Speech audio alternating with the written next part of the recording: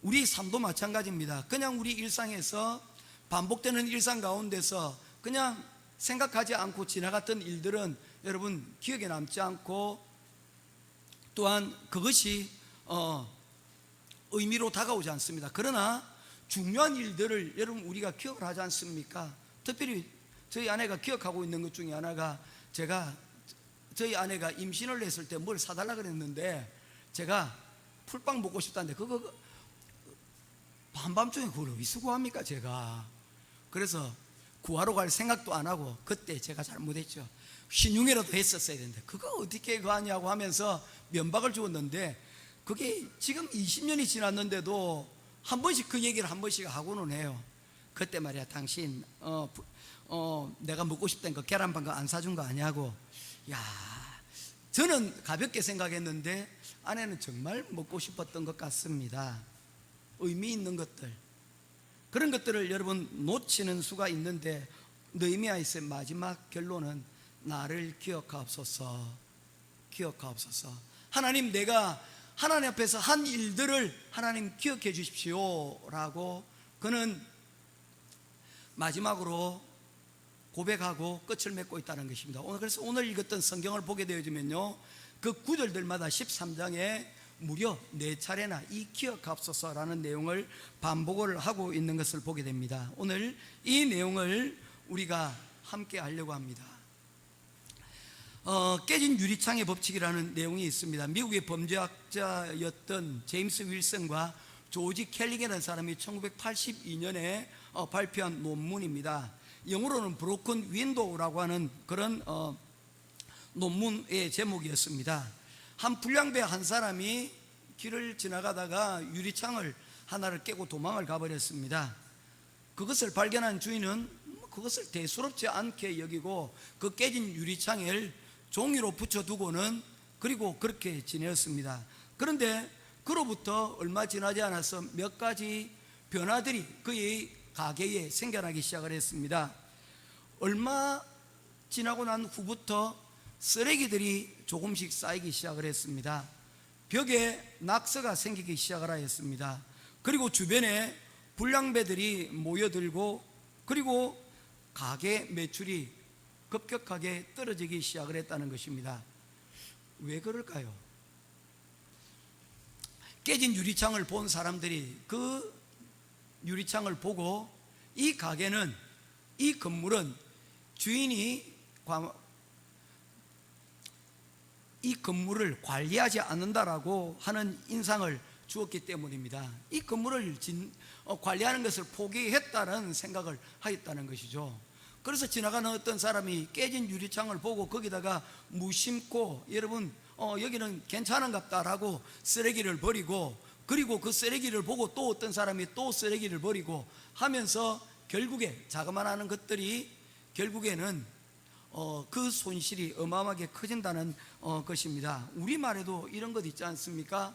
호미로 막을 수 있는 것 막지 않았더니 결국에는 가래로도 막을 수가 없더라라는 내용이 있습니다. 조금 상반되는 내용인지 모르지만 저는 이 내용이 같은 의미가 있다고요 생각을 합니다. 3살 버릇 8가지 간다. 3살 때 여러분 잘못하는 일이 있을 때 3살이라 할지라도 그 부분에서 아이들에게 어떤 방식으로든지 교훈을 주지 않으면 그 나쁜 버릇은 어떻게 합니까? 죽을 때까지 고치지 못한다라는 것이죠. 상투를 부여잡고 할아버지라 할지라도 여러분 예의가 실종되어지는 그런 상황들이 생겨나게 되어진다는 것입니다. 오늘 본문의 말씀을 쭉 읽다 보게 되어지면 개혁이라는 것이 정말 쉽지 않은 과정이라는 것을 보게 되어집니다. 주보를 참조해 주십시오. 계속해서 한 석 주 동안 이 개혁이라는 부분들을 제가 여러분들과 조금씩 나누고 있습니다. 첫 번째 5월 첫 번째 주, 두 번째 주, 세 번째 주 계속해서 한번 좀 시리즈물처럼 한번 읽어주시면 좋을 것 같습니다. 내용은 뭐냐면 다음 주 마지막 내용인데 실례드립니다. 개혁을 방치하게 되어지면요 혁명이 일어나게 되어진다는 것입니다. 우리가 고칠 수 있는 부분들을 고치지 않으면 나중에는 뭡니까? 전혀 손을 쓸 수 없는 그런 상황까지 여러분 일어나게 되어진다는 것입니다. 느헤미야서를 보게 되면 이스라엘 백성들이 성벽을 재건하고 그 봉헌식을 하는 그 모든 과정들이 정말로 은혜롭고 기적과 같은 그런 일들을 맛보았습니다. 한마디로 은혜 충만, 성령 충만의 모습들을 우리들에게 보여주고 있습니다. 특별히 느헤미야 8장 말씀에 보게 되면 성벽 건축을 완공하고 난 이후에 이스라엘 백성들은 그야말로 그 감격에 말씀의 회복 운동이 일어나게 되어지고, 그 말씀을 깨달은 자들은 기도하고 회개의 자리로 나아가게 되어지고, 그 회개의 자리로 나아간 사람들은 이제 그들의 삶에서 잘못된 것이 무엇인지 분별하고 그리고 각오와 결단을 다지고 있는 모습을 우리가 지난 시간 살펴보았습니다. 그리고 자신의 이름을 걸고 하나님께 약속을 하는, 언약을 맹세하는 그런 자리까지 여러분 이르게 되어집니다. 한마디로 말하면 뭡니까? 성벽 재건으로 시작되어진 영적인 부흥, 영적인 개혁이 여러분 이 예루살렘, 이스라엘 땅 가운데 시작이 되었다는 것입니다. 이것을 지난주에 말씀을 드리면서 이야기한 내용이 뭡니까? 외부적인 회복, 재건도 중요하지만 내부적인 여러분 개혁과 내부적인 이러한 개선이 얼마나 중요한가, 영적인 부흥이 얼마나 중요한 것인가에 대해서 지난 주간에 말씀을 드렸습니다. 그래서 이 영적인 이런 부흥을 통하여 우리 지나간 과정들이 여러분 틀리지 않았다는 것을 증명해 내게 되어진다는 것입니다. 그런데 오늘 모습을 보게 되어지면 그 이전의 모습은 온데간데 없어지는 그런 모습을 볼 수가 있습니다. 13장 6절 말씀 같이 읽도록 하겠습니다. 같이 읽겠습니다. 시작. 그때에는 내가 예루살렘에 있지 아니하였느니라. 바벨론 왕 아닥사스다 32년에 내가 왕에게 나아갔다가 며칠 후에 왕에게 말미를 청하고, 7절 계속 읽습니다. 예루살렘에 이르렀어야 엘리야십이 도비엘을 위하여 하나님의 전뜰에 방을 만든 악한 일을 안지라. 느헤미야가 예루살렘에서 12년 동안 머물렀습니다. 그가 1장 말씀에 보면 그가 수상궁을 떠나서 예루살렘에 온 때를 아닥사스다 20년이라고 말씀을 하고 있습니다. 그 이후로 몇 년이 지났습니까? 지금 32년에 그가 다시 궁으로 돌아간 것을 보게 되면 무려 12년 동안을 이 예루살렘에 머물면서 지도자로 살았다는 것을 볼 수가 있습니다. 여러분, 적지 않은 시간입니다. 그 12년 동안을 그가 그곳에서 있으면서 이와 같은 개혁운동을 주도하였습니다. 그런데 오늘 본문의 말씀을 우리가 여러분 읽어보시면 그 충만했던 뜨거움들이 다 사라져버리고 초라한 옛날 모습으로 되돌아가 버리는 그런 이스라엘 백성들의 모습을 볼 수가 있습니다. 이런 모습을 보면 저는 참 서글픕니다. 우리 교회에도 많은 청년들이, 학생들이 있었습니다. 특별히 초창기에는 대학생들이 좀 꽤나 있었습니다. 그런데 그 청년들을 제가 한국에 가면 연락을 해서 만나기도 합니다. 그런데 어떤 청년들은 그곳에서 신앙생활을 잘하고 또 이제 자녀들도 출산하고 온 식구가 함께, 여러분 제가 방문하면 목사님 기도해 주세요, 우리 아이 이름은 이 애는 이렇고요, 저 애는 저렇고요, 이야기를 하는 그 과정들을 보면 얼마나 뿌듯한지 모릅니다. 그런데 어떤 청년들은 뭐가 바쁘신지 여러분 신앙생활을 제대로 하지 못하는 청년들이 있어요. 또 그리고 제가 목회생활을 하다 보니까 무릎팍도사는 아니지만 말입니다, 조금 아는 것이 있어요. 말을 하다 보면, 대화를 하다 보면 이 친구가 교회는 다니기는 하지만 신앙생활을 어떻게 하는지 대충 짐작되어지는 부분들이 있어요. 그래서 그런 모습을 볼 때마다, 그런 생각이 날 때마다 제가 아들들한테 전화를 합니다. 교회 생활을 어떻게 하는지, 신앙생활은 잘 하는지. 특별히 미국에 있는 애는 특별히 아침에 새벽 기도에도 그 기숙사가 그래요. 그 교회 기숙사가 새벽 기도를 하지 않으면 그 교회 내에서 있을 수가 없어요. 거주할 수가 없어서 새벽 기도를 일주일에 3차례는 무조건 의무적으로 나가야 되는 거예요. 의무방어전을 해야 됩니다. 물론 3번 나오지 않았다고 해서 쫓아내지는 않지만 그에 대한 경고도 주는 거죠. 그런데 그 목사님에게 제가 부탁을 드렸습니다. 여기서 자는 이상은 무조건 나오도록 그렇게 해주세요. 제 친구거든요. 그랬더니 내가 한번 여쭙니다. 그랬더니 다운이 신앙생활 잘하고 있습니까? 물으면 잘하고 있어요. 그렇게 숨도 안 쉬고 얘기될 때가 있는가 하면 그렇죠, 잘 하려고 하고 있는 것 같아요 라고 얘기를 하면 눈치를 채는 거죠. 그러면 제가 바로 전화를 해서 요즘 어떻냐 묻고는 어려운 일이 있는지 살피고 가만히 이야기를 다 들어주고 맨 마지막에 이야기를 합니다. 그럼에도 불구하고 네가 어떤 사람인지 너를 통해서, 목사님이 친구잖아. 그런데 내가 참 쪽팔리다 그런 거 보면, 네가 공부를 못하거나 아니면 다른 것 때문에 문제가 아니고 예배 소홀히 해서 내가 그런 일들을 이야기를 들으면 내가 마음이 아프다라는 얘기를 해요. 느헤미야가 12년 동안 예루살렘에 머물면서 이 개혁 운동들, 특별히 성령 운동들을 주도하였다라고 여러분 생각해 보게 될 때에 12년 동안 머물러서 그 개혁 운동들이 잠시 그가 다시 궁에 돌아갔다가 돌아왔을 때 보게 되는 이 모습은 그의 마음을 정말 아프게 했을 것입니다. 서글펐을 것입니다.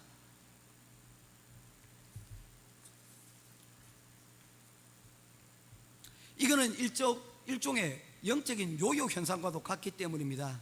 우리가 새해가 되면 몇 가지 여러분 목표들을 세우지 않습니까? 예전에는 남자들이 금주, 금연 이런 목표를 세우고, 특별히 학생들 같은 경우에는 사당 오락, 여러분 기억나십니까?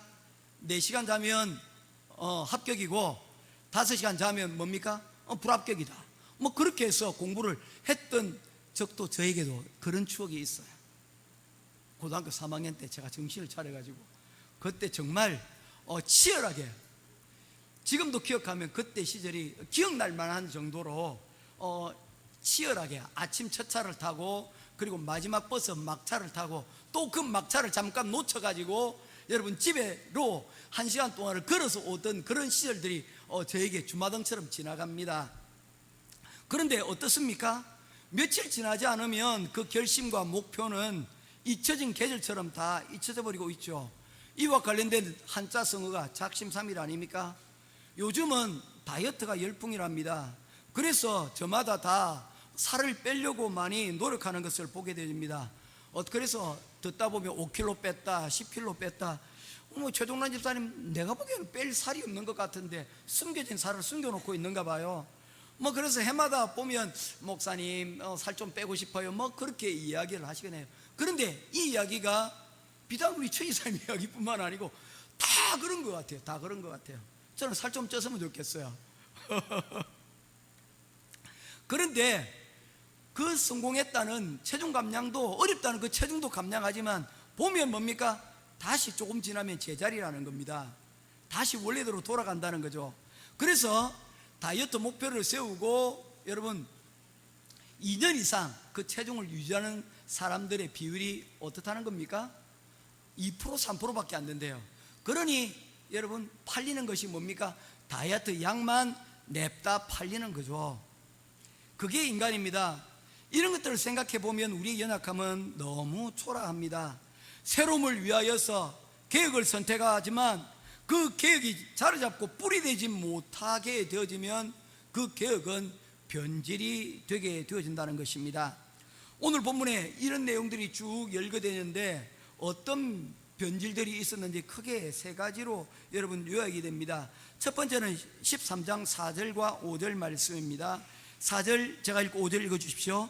이전에 우리 하나님의 전의 방을 맡은 대제사장 엘리야십이 도비아와 연락이 있었으므로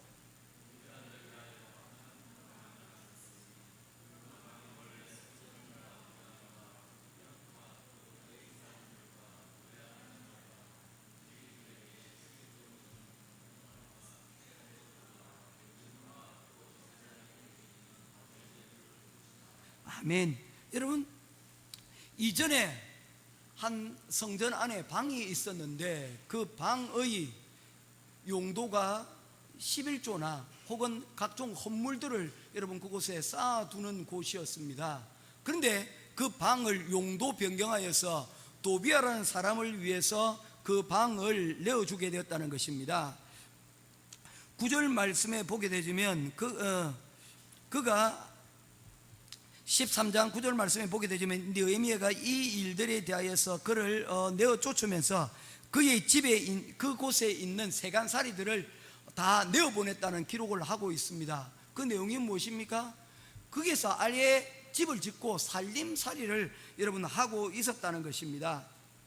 문제는 여러분 방을 하나 준 것, 그것이 문제가 되지는 않습니다. 왜냐하면 이 도비아라는 사람이 특별히 문제가 있는 사람이기 때문입니다.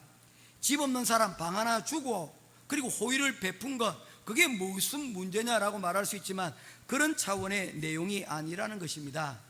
소설 레미제라블, 우리로 하면 장발장이라는 소설을 보게 되어지면 한 신부가 잘 곳이 없어 찾아온 장발장을 성당 안으로 들입니다. 그런데 이 성당에서 지내던 장발장은 그곳에 신부의 은촛대와 그리고 은쟁반을 들고 도망을 갔다가 경찰에 잡혀서 다시 그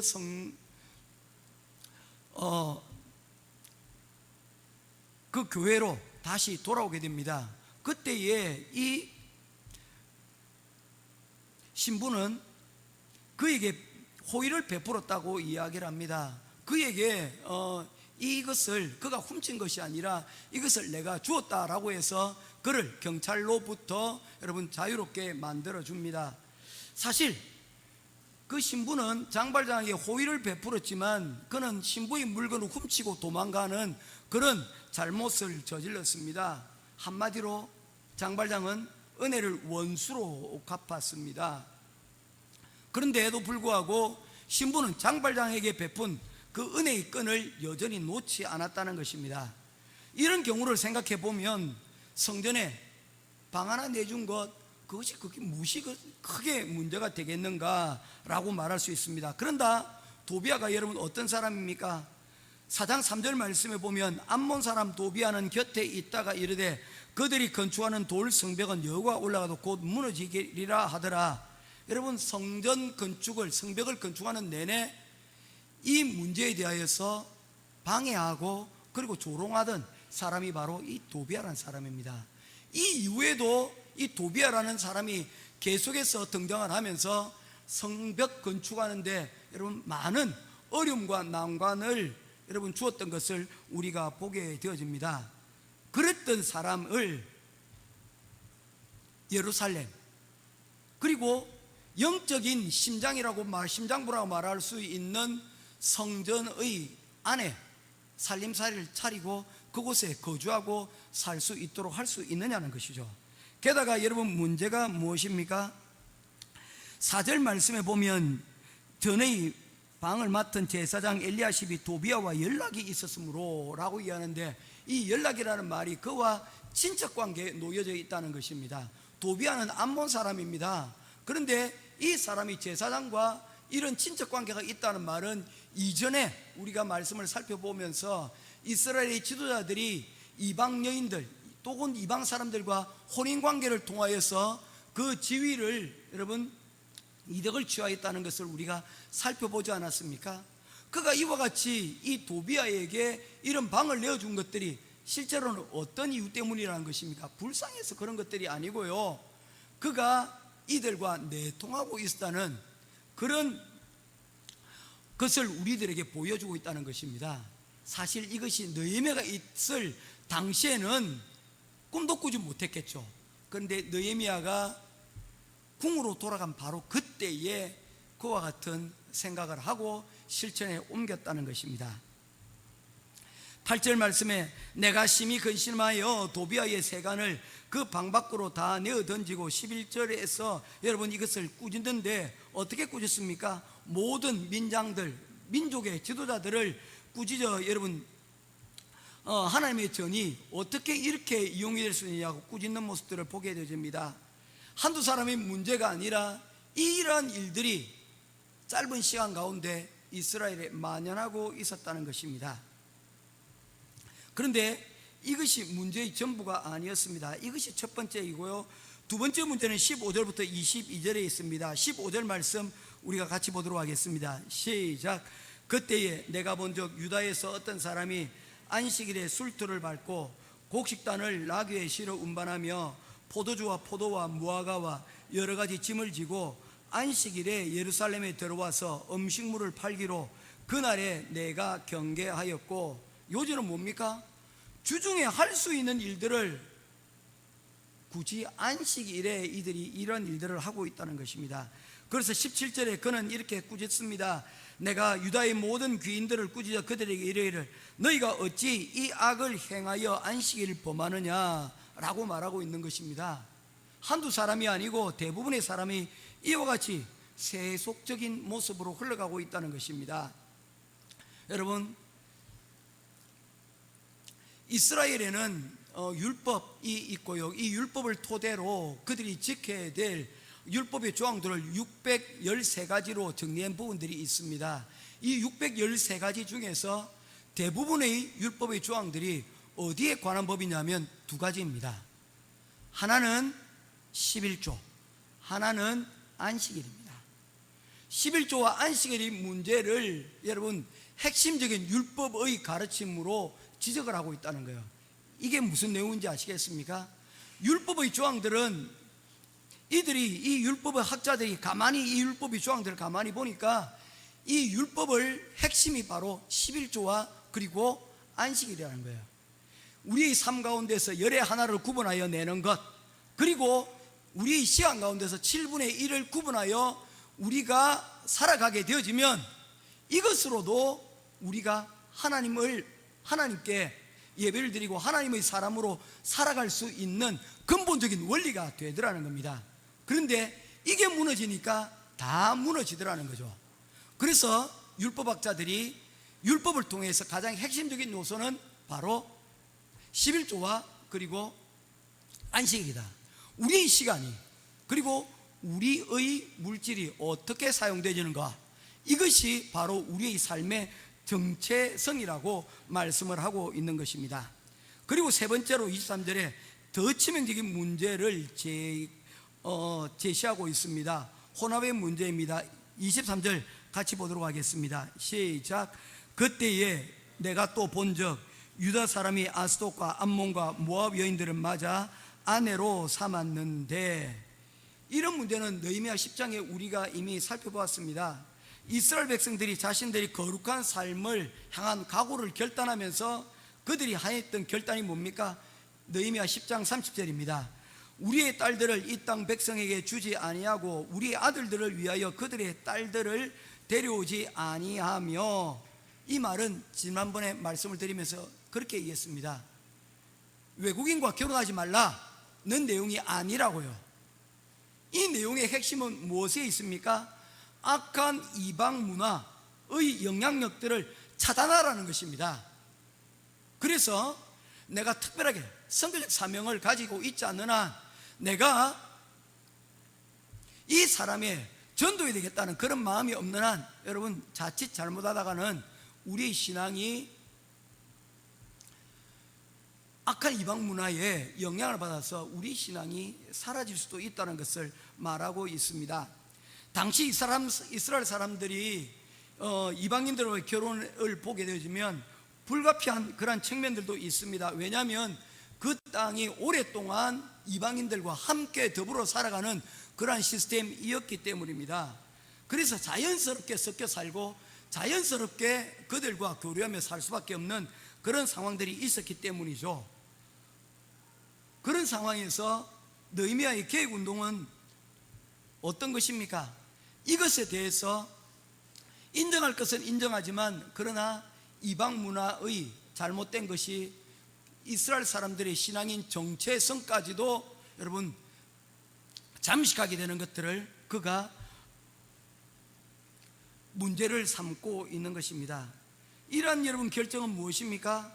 바로 이러한 결합이 삶의 방식이 아니라 영적인 중요한 문제와 결합되어진다는 사실을 우리들에게 말씀하고 있는 것입니다. 이런 결정들이 이루어졌을 때 그들이 각오를 가집니다. 우리의 딸들을 이 땅 백성에게 주지 아니하고 우리 아들들을 위하여 그들의 딸을 데려오지 않겠다.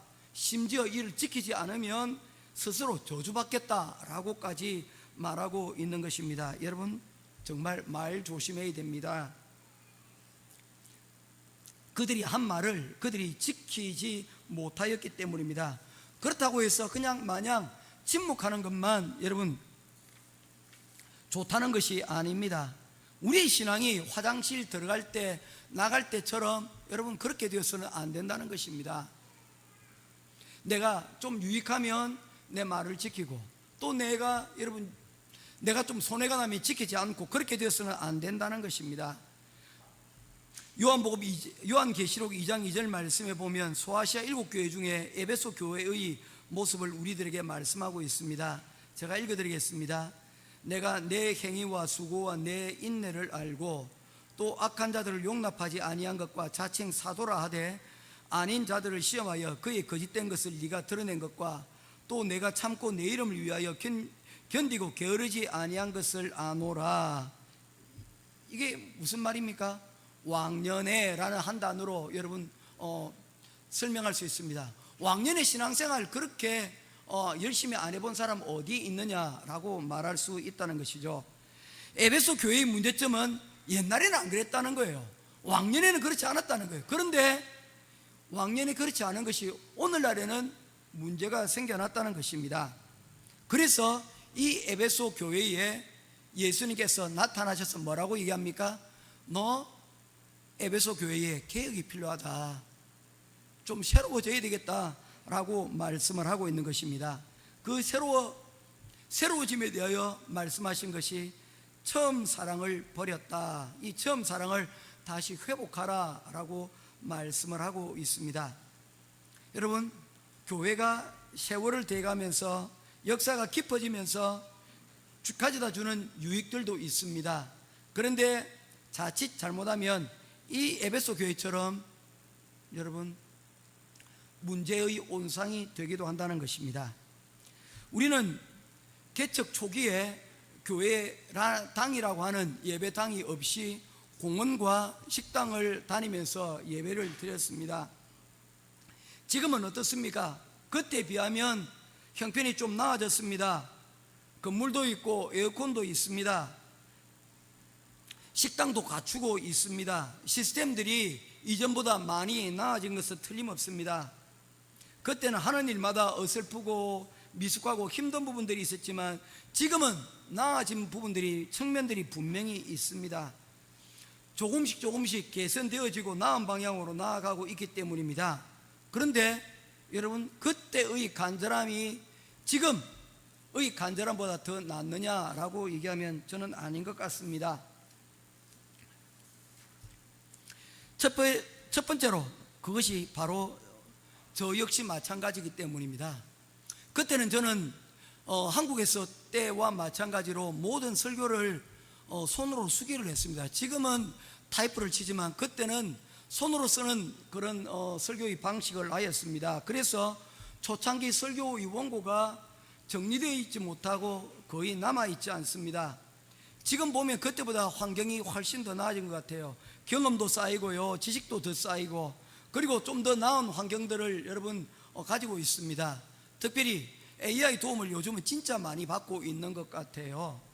이런 빠른 인터넷 그리고 검색 시스템을 통해서 얻어지는 유익들이 참 많은 것 같습니다. 그래서 설교를 보면 좀 더 내용도 좀 풍성해지고 좀 더 나아진 측면들이 있어요.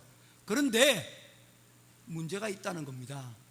그때의 만큼 여러분 간절함과 열정이 제 가운데 있느냐라고 했을 때 제가 잘 느껴지지 못하고 있는 것 같습니다.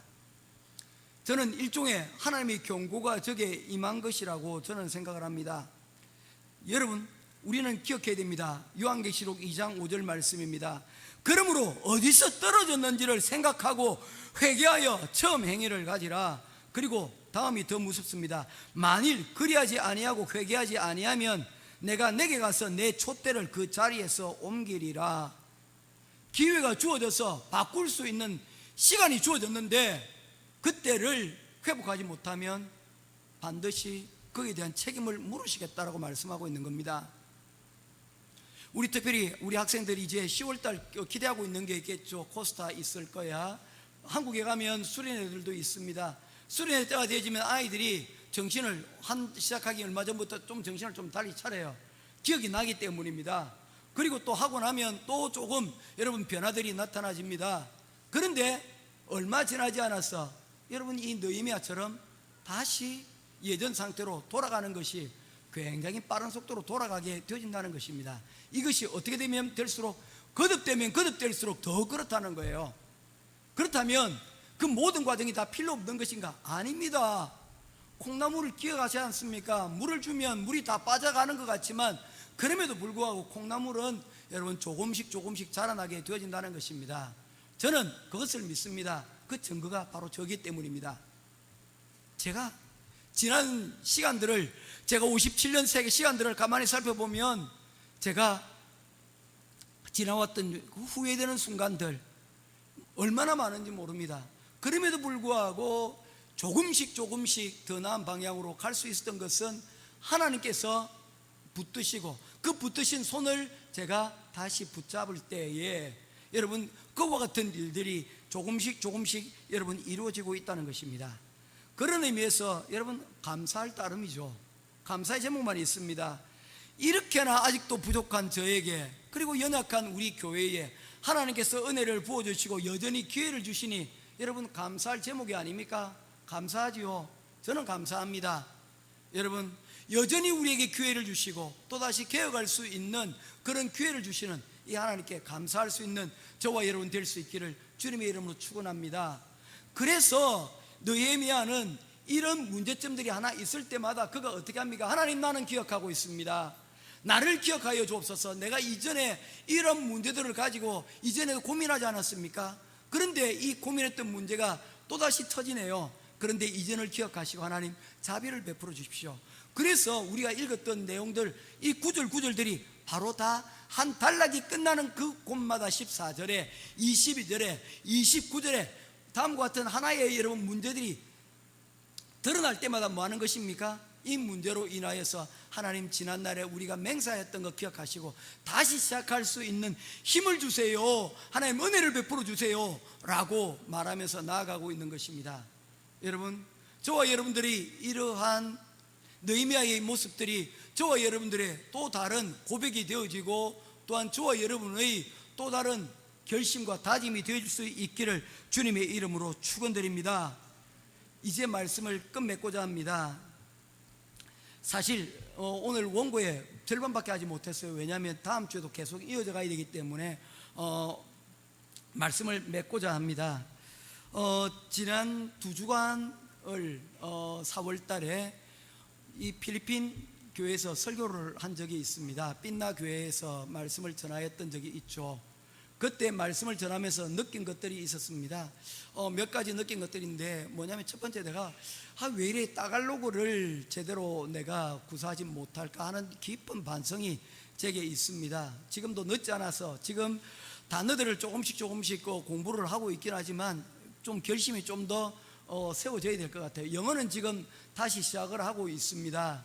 영어는 유료 사이트를 가입을 하고 유료 사이트에서 매일 주는 그 과제들을 그래도 지금 조금씩 해 나가고 있습니다. 30분씩 1시간씩 그렇게 나가고 있는데 이 따갈로그를 언제쯤 해야 될까 좀 부담감을 가지고 있습니다. 이전에는 영어로만 하려고 했는데 따갈로그를 해야 되겠다는 생각이 지금 다시금 들고 있습니다. 위에서 기도해 주시면 감사하겠습니다. 제 머리가 그것을 감당할 수 있을지 모르겠지만, 그리고 두 번째로 제가 좀 사실 충격을 받았던 것이 뭐냐면 헌금이었습니다. 사실 이것은 빈나교회만의 문제가 아닙니다. 필리핀 교회가 가지고 있는 거의 대부분의 교회의 문제이기도 합니다.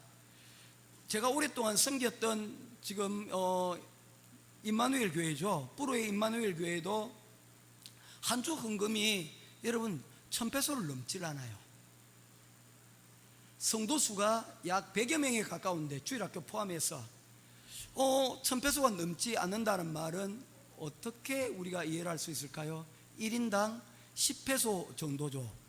그런데 10페소를 내느냐? 실제로 내지 않는 성도들이 더 많은 거죠. 예. 그래서 규칙을 정했습니다. 교회 레귤러 멤버는 무조건 50페소 이상씩 헌금하십시오. 여러분은 동전으로 하나님 앞에 예물 드릴 생각하지 마십시오. 그리고 적어도 보드 멤버는 1인당 책임감을 가지고 100페소 이상씩 헌금하셔야 됩니다. 왜냐하면 이 일로, 이 헌금으로 교회가 운영이 되어지고 목회자가 살아가는데, 이 목회자 나는 생활비 주지 않습니다. 여러분들이 책임지세요. 나는 목회자까지 나 책임지지 않을 거예요. 제가 돈이 없어서 그런 게 아닙니다. 이것은 여러분들의 의무이기 때문입니다 라고 얘기를 했어요. 왜 그런 얘기를 하냐면, 이분들이 교회에 뭔가 축하를 많이 하는 일이 있어서 잔치를 하면 1,000페소도 내고 2,000페소도 내요. 자기들이 먹고 또한 즐기는 데 있어서는 여러분 낸다는 거예요. 그런데 유독 하나님께만큼은 인색한 거예요. 그들의 모습을 보면 이 필리핀 교회가 앞으로 갈 일들이 참 많다라는 생각들을 해보게 됩니다. 오늘날 여러분, 우리의 모습은 어떻습니까? 우리는 그들과 다릅니까? 저는 좀 달랐으면 좋겠습니다. 그 다름이 우리 한국교회와 오늘날 우리 한국교회가 세계교회 선교의 두 번째의 위치를 차지하는 그 초석을 이루지 않았습니까? 한국교회가 이와 같이 여러분 성장하고 이와 같이 부흥할 수 있었던 가장 큰 이유는 과거의 두렵던과 같은 그런 정신들이 여러분 그 가운데 있었기 때문입니다. 헌금을 하되 그 헌금이 습관적인 헌금이 아니라 교회의 필요를 따라 나머지는 내가 라는 그런 정신들을 가지고 있는 그런 사람들이 교회 가운데 있었고, 그러한 사람들의 헌신과 희생으로 교회가 세워지고, 오늘날 우리 교회가 이와 같이 50명의 장학생들을 우리가 후원하고 섬기고 도울 수 있는 그런 교회로 여러분 자라났다는 것입니다. 그럼에도 불구하고 저는 여전히 우리의 주머니는, 헌금은 회개해야 된다고 저는 생각을 합니다. 조금 다른 모습이 우리 가운데 있어야 되나. 그게 액수의 많고 적음이 아닙니다. 우리 자녀들이 헌금을 할 때 어떤 생각을 가지고 헌금을 하는지, 저는 우리 아들을 보면 한숨이 한 번씩 날 때가 있어요. 첫째와 둘째는 그나마 이제 조금 철이 드는 것 같아요. 군대라는 곳을 거치면서 조금씩 나아지고 있습니다. 비록 적진 않지만 수입이 생기면 11조도 하고, 또한 여러분 감사헌금도 하더라고요. 어떻게 할 수 있냐고요? 그 11조를 저희들한테 보내거든요. 저는 얘기했습니다. 너희들의 수입의 10분의 1은 하나님을 위해서 하고 10분의 1은 부모에게 하라. 그래서 제가 10분의 1을 제가 따로 받고 있습니다. 용돈처럼 말입니다. 다산이 몰랐지? 기억해라. 10분의 1이다. 먹여주고 재워주는 거 공짜 아니라는 거예요. 물론 안 해도 상관없어요. 그렇지만 하면 얼마나 좋을까. 여러분, 헌금에는 우리의 영혼이, 우리의 정신이 들어가 있습니다. 우리 마음이, 여러분, 이 습관을 따라서 우리가 여러분 헌금하지 않았으면 좋겠습니다. 그것이 우리의 예배이기 때문입니다. 그래서 스펄전 목사님이 하셨던 설교 가운데 하나가 그런 이야기가 있어요. 진정한 회개는 주머니에서 비롯이 되어진다. 저는 맞다고 저는 생각을 합니다. 물질이 있는 곳에 마음이 있다. 저는 맞다고 생각을 해요. 저는 헌금 설교를 1년에 한 번 정도 합니다. 안 하지는 않으려고 해요. 왜냐하면 이러한 부분들이 필요하기 때문입니다. 우리 예배의 요소 가운데 말씀과 기도, 찬양이 여러분 중심이 되지만, 그러나 이 오퍼링, 봉헌 역시도 여러분 중요한 요소를 차지하고 있기 때문입니다. 우리 마음을, 우리 진심을 여러분 어떻게 여러분 표현할 수 있습니까? 바로 우리 주머니에 있는 예물이 바로 그 정신이고 우리의 마음입니다. 우리 마음이 하나님 앞에 드려질 수 있는 그런 예배를 저는 드려지기를 원합니다. 이 느헤미야 13장에서 여러분 보여지고 있는 세 가지 문제점들, 이 문제점들의 핵심을 가만히 들여다보면 여러분 무엇이 있습니까? 그들이 이익을 추구하고, 그들이 욕심을 추구하고, 그 욕심을 추구하는 그 중심 가운데 물질과 뭐가 있다는 것입니까? 시간이라는, 안식이라는 그 시간의 어김이 여러분 그들 가운데 있었다는 것입니다. 사랑하는 성도 여러분, 율법학자들이 제대로 본 거예요. 율법의 모든 율법의 핵심은 사랑인데, 그 사랑은 어떻게 지켜지는가? 바로 안식일과 11조다. 물질과 시간을 어떻게 사용하는가, 그것이 우리의 정체성이다. 저와 여러분들이 바로 신앙인의 바른 정체성으로 하나님 앞에 영광 돌릴 수 있는, 그리고 개혁된 삶을 우리가 매일매일 살아 하나님 앞에 영광 돌릴 수 있는 저와 여러분 될 수 있기를 주님의 이름으로 축원드립니다. 기도하겠습니다. 그러므로 어디서 떨어졌는지 생각하고 회개하여 처음 행위를 가져라. 고마우신 아버지 하나님, 은혜와 사랑을 감사합니다. 에베소 교회가 처음 사랑을 잃어버리고 책망을 받게 되었습니다. 느헤미야가 12년 동안 개혁을 일으키고 개혁의 성과들이 있었지만 그 개혁의 성과들이 하나님 하루아침에 무너져 버리고 말았습니다. 그러한 것이 우리의 인간의 속성이요, 우리의 모습입니다. 조금도 방심할 틈을 사탄이 주지 않는 것을 우리들에게 보여주고 있습니다. 사랑하는 주님, 우리들에게 우리 마음을 들여다볼 수 있는 은혜를 우리에게 허락하여 주시옵소서. 우리가 하나님 주시는 그 은혜의 말씀을 토대로 우리가 주님 앞에서 다시 시작하고 다시 말씀으로 인하여 새로워지는 그러한 경험들을 우리가 감당할 수 있도록 도와주시옵소서. 오늘 이 시간, 우리의 시간 가운데 느헤미야를 통하여 전하여 주신 리셋의 복음, 회복의 복음들이 하나님 우리에게도 다시금 들려지고 깨닫게 하셔서 이 말씀으로 인하여 새로워지게 하시고 은혜에 충만케 하여 주시옵소서. 우리에게 늘 언제나 큰 힘과 능력을 더하여 주시는 우리 주 예수 그리스도 이름으로 간절히 기도드리옵나이다. 아멘. 예, 광고 말씀 몇 가지 드리도록 하겠습니다. 우리 다음 주는 기쁜 날입니다. 저희 사모가 드디어 이제 돌아온 날입니다. 예, 일주일 동안은 참 행복했는데, 드디어 이제 5월 24일 날 옵니다. 그리고 가족주일입니다. 그래서 다음 주는 설교를 좀 짧게 하고요, 예배의 형식들을 조금 바꾸려고 합니다. 그래서 마치고 우리 가족 축제, 그래서 잔치처럼 우리 조금 야외에 나가서 우리가 좀 이렇게 했으면 좋겠는데 그러지는 못하더라도 우리가 조금 가족 축제 형식으로 게임도 좀 하고 우리가 좀 우리 모든 가족들이 함께하는 시간들을 가지려고 합니다. 그래서 우리 주일 학생들에게는 우리 어린이날 선물, 다음 주에 우리 어머니 부모님들에게는 어버이날 선물도 그때 정정을 하려고 합니다. 그리고 교사들 감사하는 마음을 합하여서 다음 주에 한꺼번에 이렇게 진행을 하려고 합니다. 위에서 기도해 주시고 잘 즐겁고 행복한 시간 되도록 우리가 협조해 주시면 감사하겠습니다. 그리고 청소년 찬양제 6월 24일입니다. 계속해서 광고합니다. 이날은 다 오셔야 돼요. 이날은 또 다른 주일입니다. 이날은 다 오셔야 됩니다. 그리고 오실 때 혼자 오지 마시고 함께 이렇게 초청하셔서 오셔야 될 줄로 믿습니다. 아멘입니다. 서집사님, 예. 그날 우리 학생들 다 데리고 오세요. 그냥. 예. 그리고 우리 감사한 것은 김우진, 우리 김설희 성도님 가정 등남아 있습니다. 우리 축하로 박수하도록 하겠습니다. 예. 아직 오지는 못했어요. 아직 오지는 5월 4일이라서 아직 오지는 못했는데 이름이 김시유입니다. 예, 시후가 있고 이번엔 시유입니다. 그래서 우리 축복해 주시고, 특별히 교회 처음에 오게 되어지면 선물도 함께 제가 우리 첫 기도를 하도록 하겠습니다. 우리 한국에 아인이도 한국에서 오게 되면 한번 꼭 교회 함께 오시면 자 축복 기도하도록 그렇게 하겠습니다.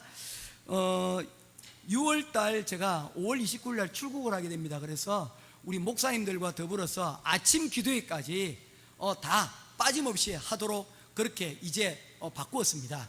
우리 목사님들께서 얼마나 감사한지 흔쾌히 제가 섬기겠습니다 해주셔서 한 주 매주마다 달리해서 우리 목사님들께서 오신답니다. 자, 그러니 그동안 저 때문에 오지 못한 분들이 이제 나올 수 있는 시간이 됐습니다. 그래서 나와주세요. 나오셔서 아침 기도에 아침 9시에 합니다. 나와주셔서 우리 목사님들 은혜로운 말씀 들으시고 주마다 우리 4주 동안 우리 목사님 말씀 전하실 때 큰 은혜를 경험들을 할 수 있게 되길 바랍니다. 아멘이죠. 내내 우리 참조해 주시고 우리 또 혹시나 또 목사님 사정에 의해서 변경이 되어지면 또 광고 올리도록 그렇게 하겠습니다. 예, 다른 광고 말씀 없으시면 축도로 예배를 마치도록 하겠습니다. 여호와는 내게 복을 주시고 너를 지키시기를 원하며 여호와는 그 얼굴을 내게 비추사 은혜 베푸시기를 원하며 여호와는 그 얼굴을 내게로 향하여 드사 평강 주시기를 원하노라. 지금은 우리 주 예수 그리스도의 크신 은혜와 하나님 아버지의 놀라우신 사랑하심과 성령 하나님의 감화감동 위로 교통하심의 크신 은혜가 주여 우리를 기억하여 주옵소서라고 주님 앞에 은혜를 구할 때마다 응답하여 주시고 그 응답함에 주님 앞에 언제나 달려가기를 소원하는 우리 행복한 교회 성도들 머리 위에, 가정 위에, 그들의 학업과 미래 위에 지금으로부터 영원토록 항상 함께 있기를 간절히 축원하옵나이다. 아멘.